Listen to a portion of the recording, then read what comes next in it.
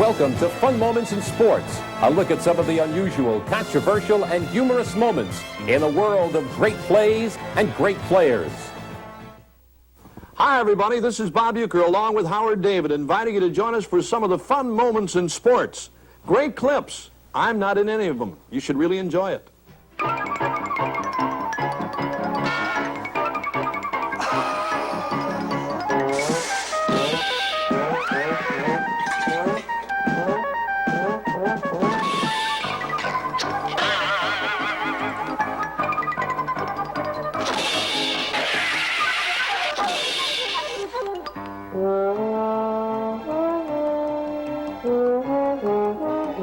Almost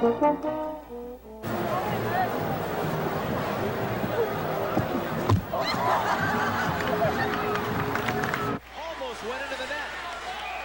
May had to hold on to it as it just bounced off the side of the goal. And now a pushing match behind the goal, and Rick Wilson gets in there and tries to throw a few punches. And Wilson has dropped his right glove and threw some punches. 2 minutes for roughing. Everything up on the clock. 5 to your man, 2 minutes to their man. He suckered him with he hit him with a punch. Man, how many teams? You see a blue? Are you fucking colorblind out here? I'll explain it to you. Colorblind, check out the penalties. Let's go. Rick Wilson gets 5 for fighting. Great place to spend a weekend. 1st and 10 for William and Mary at the 46. Got a flag down. Michael Clemens running with a football, still on his feet, 45, running to the far side, an official falls in front of him at the 40-yard line. Had Clemens, could he have jumped the official? He feels that he could flex more power into the ball from that standpoint. And your respect to the lineup that you liked last night, that was with Benitez at third, right? That's what you like? The sun is at end. In the American League, we'll take a look at the scoreboard. As you've already seen some of the action in the American League, Texas at Boston. Texas leads Boston now 3-2. Curveball, hammered foul. When in doubt, wait till it stops rolling, and she kicks it. It's a goal. Little slippery tonight. 1-0. In the corner. Corner kick. That fits right in.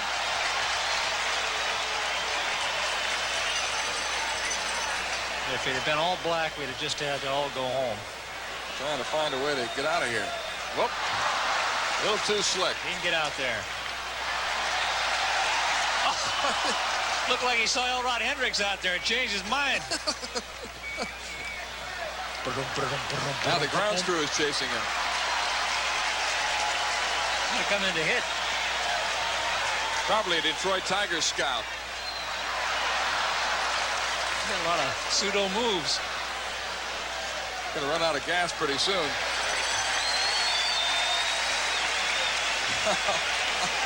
What else could happen? We'll see. We'll be watching next year for sure to see how all of these young players coming out. We got another call on the line. Go ahead. You're on the line. Yeah, Phil, I used to really admire you when you played for the Bullets. I thought you was a wonderful player, but I'm wondering about that tie. That's the ugliest looking tie I've ever seen. I mean, what did you make a kilt out of the rest of that tie? Are you Scottish or what? What kind of tie is that? This is the tie right here. Nobody else can see anything else. This is a red tie, red bow tie with a straight line down. Who could that be calling about? We're talking sports here. I don't know, Phil. What about the Bullets? What do you think their playoff chances are? Well, I'm glad you asked that question. I'll turn that over to Jeff Hardy. Jeff, what do you think?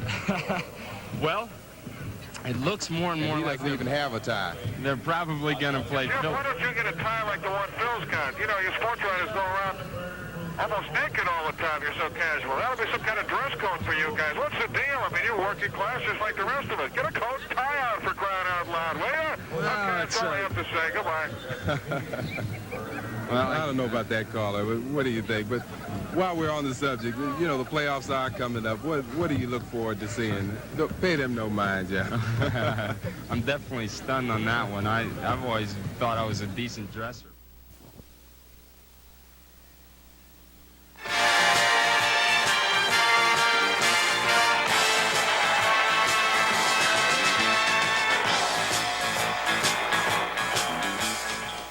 As you can tell by the opening montage of this program, the show deals entirely with those fun moments in sports. Hi, everybody. I'm Howard David in Mizlou Network Control in New York. Standing by in Milwaukee is Bob Eucker. And, Bob, there are those that say that your career was indeed a fun moment in sports. Well, that may be totally true, Howard, but, you know, I go back a long way in baseball, and I've always thought that anybody can play the game of baseball. But for a guy like myself to stick around for as long as I did is a much greater tribute to a player than these guys that hit their 300s every year. It's a little embarrassing to my family, but so what? Bob, a first fun moment is... And now it's time for Bob's Ski Tournament.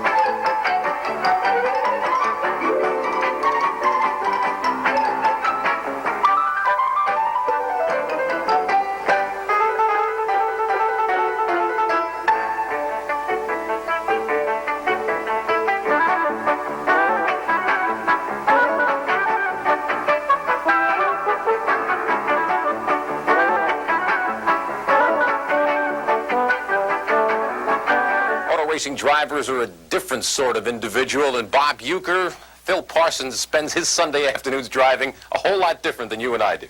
All right, Howard, and automobile racing, a thrill a minute. Ken Squires is with Phil Parsons, one of the new and up-and-coming drivers, for his fun moment in sports. Well, Bob, I think the first thing we should do is to point out that in the vernacular of the racing trade, this ain't no fun. Right, Phil? That's for sure, Ken, and it's something I would rather not ever do again. Well, it may be a few chuckles to look back on as long as he's standing here beside us, and I suppose we should start with that usual disclaimer about how children and neophytes should not attempt to do the stunt that Phil did. The point is that he is here after this incredible piece of footage from the May 1st, 1983 Talladega 500. Battling for sixth position at 200 miles per hour, he zooms down into the first turn. He just barely gets in contact with the Darrell Waltrip car, and then this series of incredible sidewinders, sometimes 20, 30 feet in the air, side over side, some say 9, some say a dozen times. And then when the car finally came to a halt, midway through the first and second corner, he was rammed by another car, Ricky Rudd. And one day later, except for a broken clavicle, you were in pretty good shape. Not too bad, Ken. I was pretty sore, but basically okay. That car, incidentally, is now in the museum at the Alabama International Motor Speedway. I've seen it, and it is a great testimony to how safe these cars are. 2 or 3 days later, you and I were working together on one of these television shows. That's true, Ken. My eyes were red, and my arm was in a sling, but I was all right other than that. That's what he calls fun. Hey, Phil, did you ever think of taking up another sport for a living? Well, Bob, I've thought about taking up baseball, but after following your career very closely, I think I'll stick to driving a race car. Well, Bob, that's an interesting way to spend a Sunday afternoon. When we return, we'll take a look at Nolan Ryan's fun and historical moment in the 1983 baseball season. And now it's time for Bob's Baja 500.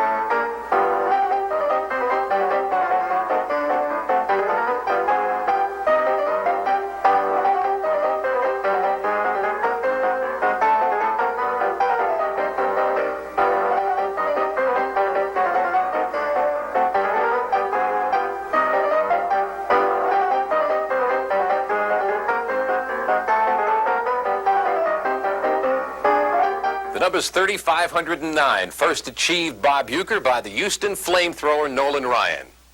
3,509 strikeouts. That's Nolan Ryan. Mike Smith is with Nolan in San Diego Stadium right now. To borrow a time-worn sports cliche, records are made to be broken. And certainly when an old mark falls, it's a very, very special moment. Earlier this year, Nolan Ryan set the all-time strikeout record, nailing Brad Mills of Montreal. It was a moment of jubilation, but for Ryan, it was also a kind of sigh of relief.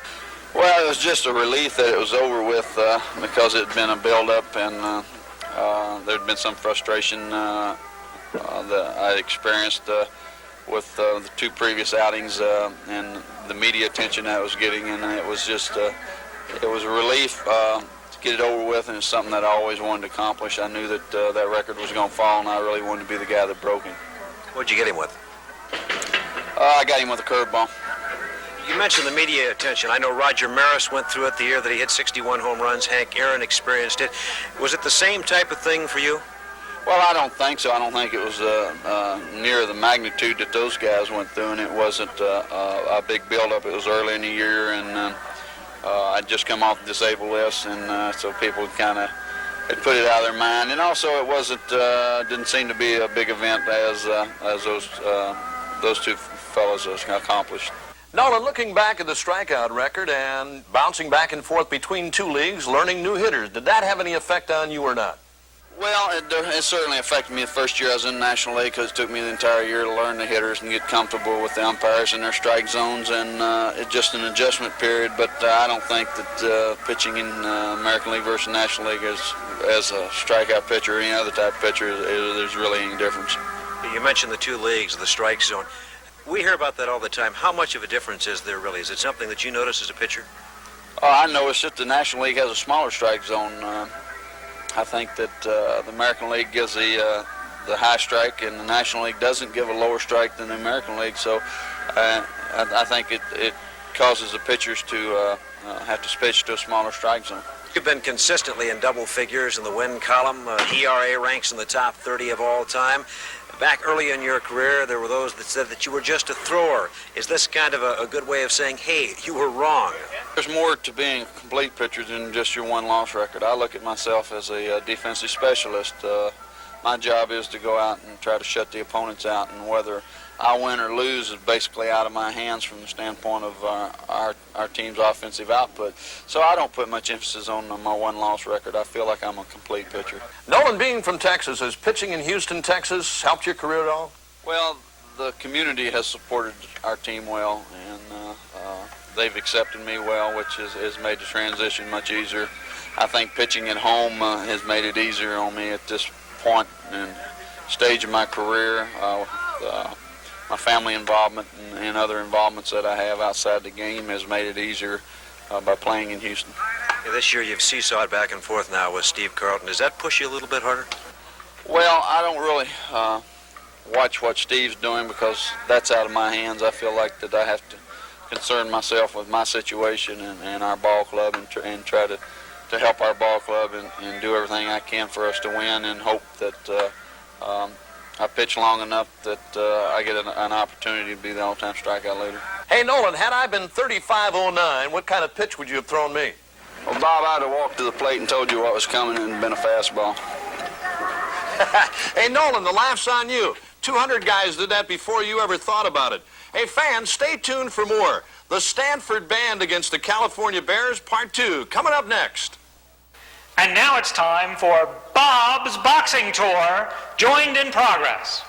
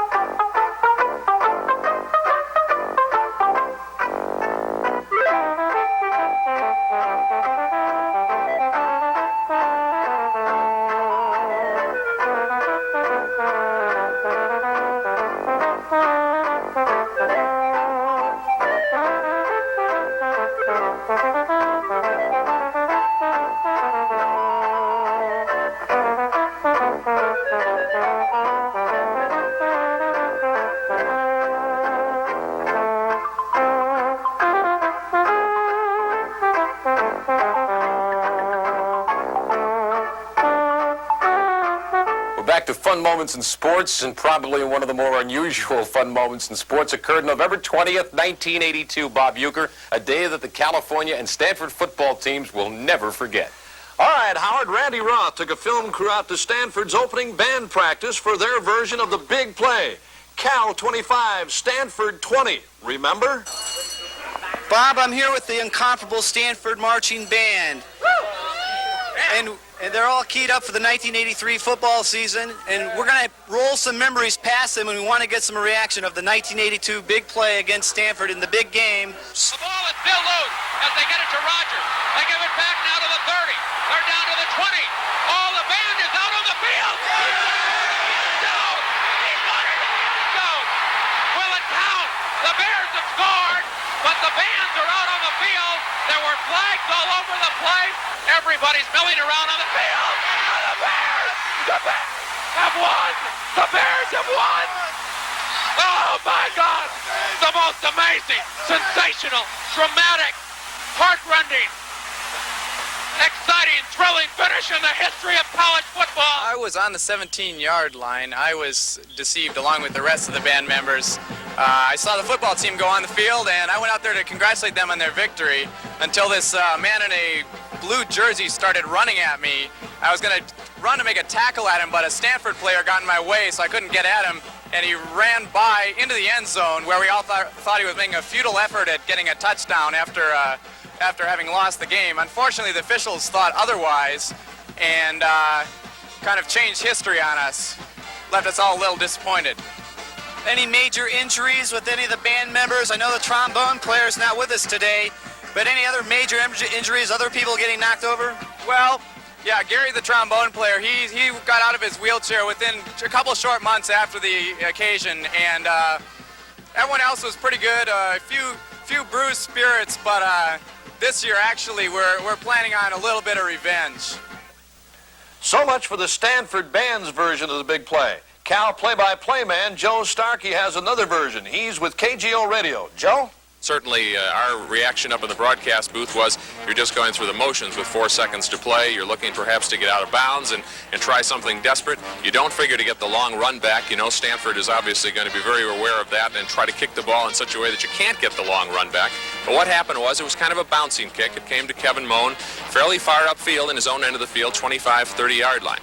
But on the sideline, Richard Rogers had told his teammates, and Rogers, without a doubt, the real team leader on defense for this Golden Bear team last year and again this year, said the ball will not fall. Those are his exact words in that situation.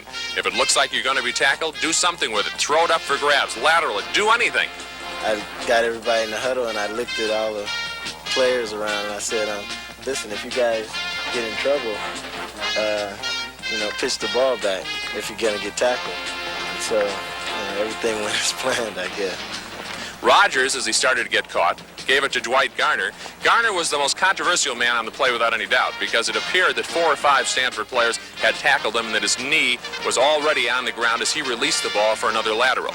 You look at the film over and over again, you really can't be sure. That is the one area where it's a questionable judgment. It could have gone either way. Well, as everybody knows by now, it did count. The most remarkable win, certainly in Cal football history, maybe the most exciting and dramatic college football play in the history of the game. A very special moment for me, and just a great thrill to be part of it. Joe Starkey was fired up, wasn't he, Howard? Well, Cal won the football game and the trombone, and also the doctor who removed it. November 19th of this year is the rematch between California and Stanford. Could be another earthquake. This is George Brett. He promises that in our next segment, you'll hear the words pine tar for the last time. And now it's Bob's Bicycle Tournament.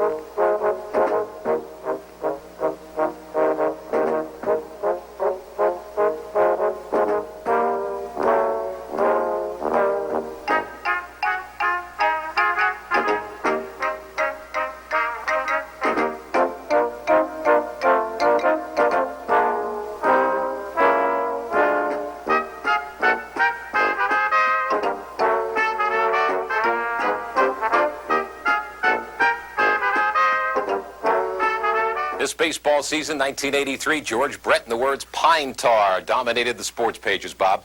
The biggest joke to come along since I signed my first professional contract, Howard. Hey, Steve, when it comes to a fun moment in the wacky world of sports, all one has to do is look to Yankee Stadium and the New York Yankees. Rest easy, babe. Earlier this summer, the Kansas City Royals and George Brett arrived at the stadium for a routine three-game series that we all know developed into the baseball rhubarb of the decade. Obviously, I'm talking about the George Brett pine tar incident. 5 things we know for sure. George Brett has pine trees tapped in his front yard. He hit a home run. American League President Lee McPhail ruled against the Yankees. A court ruling forced the game to its conclusion, and the Royals finally got the decision. What most of the viewers don't know is, what the heck is pine tar? Steve Grad, can you help us? Well, one of the most unusual and I would guess most fun for some people moments of baseball this year was when the words pine tar became part of the baseball language, and the man involved in pine tar and the famous episode is Royal star third baseman George Brett. What is pine tar? Well, pine tar comes in a can like this. I don't know if this is the brand that the Kansas City Royals use, but a lot of people have been sending me different brands of pine tar. Pine tar is used by farmers, by horseshoers, by nurserymen, soap manufacturers, and various industries. And baseball players use it mainly to put on their bat to give them a little sticky substance, because a lot of times when you go up there and you're playing weather like we have in Kansas City or play anywhere, it's to get a good grip on the bat. And what you do is you put a little of this pine tar on a rag similar to this, and then when the pine tar's on the rag, you might put a little bit up here, and then when you're on the on-deck circle or you're going up the bat, you get a little substance on your hand, and then you put your hands down here on the bat. Well, in my case, on the 24th of June, I believe. July 24th. My pine tar was about up to here, I guess, and that was a little bit too far. And at one at bat, I happened to hit a home run off Rich Gossage, and all of a sudden, for about a month, that's all I talked about. And I thought it was over with until Steve Grad came up to me and said, "Hey, we're going to do a little thing with your pine tar thing." And I said, "Well, if this is the last thing I'll ever have to do, I'll be very happy. So hopefully, after today, it'll be closed." Well, I was going to say, how far would your career have been without pine tar? Well, I would have to say I would still be playing in the major leagues. I probably wouldn't be sitting out here in 100-degree weather right now, but there's other substances. Manny Mota, for instance, sent me, Manny Mota's a batting coach for the Los Angeles Dodgers. He sent me a substance very similar to pine tar. It's a clear, sticky substance, and it comes in like a stick, and you rub it up and down your bat. When we went over to Japan in 1981, the Kansas City Royals went over there to play 17 exhibition games. They didn't have pine tar over there. We used some type of a spray, a tough skin spray. So there's a lot of different substances you can use. A lot of players just use gloves, but I don't like the feel of gloves on the bat. I like to feel my raw hand on the bat. And without pine tar, there'd be something else that someone would have invented and I would have been using all this time. I wish we had smell-o-vision, because this is a very... It does smell good. I love the smell of it, too. You feel like you're in the middle of a Pacific Northwest forest. Mm-hmm. Are they going to maybe market these? No, I don't think so. The George Brett autograph mark. Yeah. Now what they'll do sometimes, when they open this thing looks like chocolate syrup, kind of. And what they do is they just get a little, can opener, and they just pour it on there. And then when it gets on there, the bat boys kind of rub it in there real good, and they'll get it in there where it's, well, as you can see, as it soaks the whole rag. And this is a Major League pine tar rag. It's a great one. Every kid in the United States who sees this is going to have to get batting glove, a mitt, baseball shoes, a bat, and now pine tar. Pine tar. Pine tar. So some guys haven't had good luck with that pine tar in the bat. Well, I think when you first start out using pine tar, you got to know how much you want to put on the bat. I let Bob Eucker use one of my bats in batting practice in Milwaukee, and he went up there and he started putting pine tar on. I said, "Bob, not too much. You're going to put too much on." Well, this is what happened when Bob Eucker used my bat. As you can see, he got jammed a little bit and the ball stuck to the pine tar. Well, thanks a lot, big guy, and to you too, Steve Grad. Hey, George, thanks again. I really appreciate that. I always thought that stuff was aftershave lotion. No wonder nobody liked me. Anyway, Howard, it's been great being with you too, and these have been some fun moments in sports. Well, Bob, it's too bad that this program was created after your career was over.